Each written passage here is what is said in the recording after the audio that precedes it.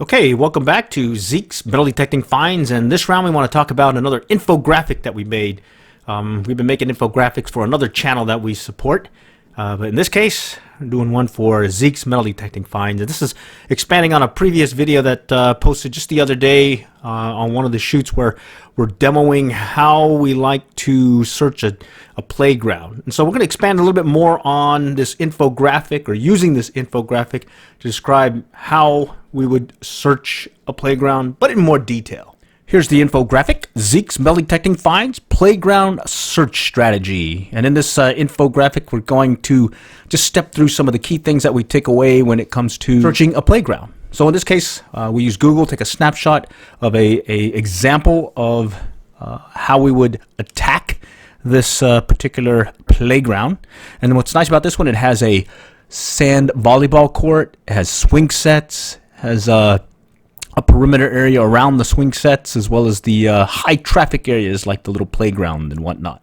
Okay, so let's take a look at how we would approach the sand volleyball court. So we start off with a first pass that's nearest the net, a second pass right next to the first pass, and then a third pass right next to the second pass. Very simple. Kind of repeat that to the other side, and then from there we'll do a perimeter search, and then if we have time we'll go right into a grid pattern. So with the sand, with their footprints in the sand, should be able to identify where we've been, where we've searched, and hopefully maybe find a coin or two, or maybe that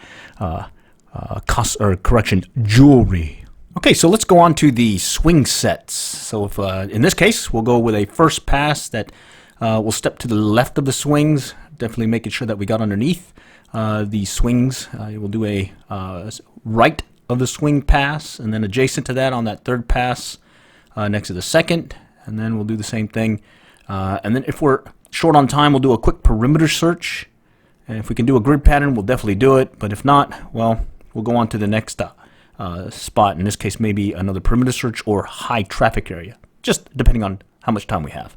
Okay, and next up is the perimeter search. There's several or a couple of demos already, so we'll just do it again. We'll just pretty much pick a spot where we want to start and just go right around the perimeter, taking a first pass on the nearest boundary, or nearest to the boundary, and then a second pass next to the first, and the third next to the second, and then if it's short on time, we'll go on to high traffic areas.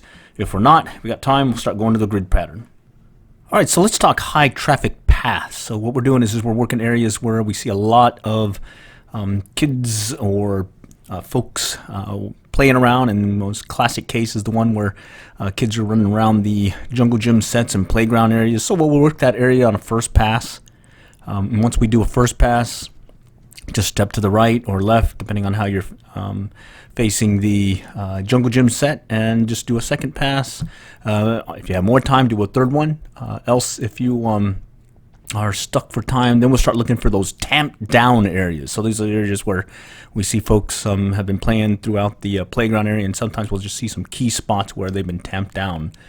And from there, that is how we attack, or in this case, plan a strategy for finding coins and other treasures in a playground.